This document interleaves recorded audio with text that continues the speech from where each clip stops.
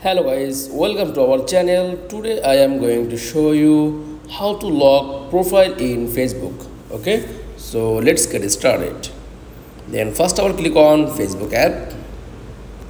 Okay, then tap on menu option and click on Facebook profile and tap on three dot option.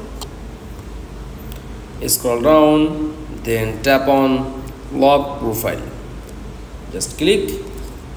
Okay, lock your profile, then click. You lock it your profile. Okay, only your friends can see the photos, posts and stories on your profile. Okay, that's all.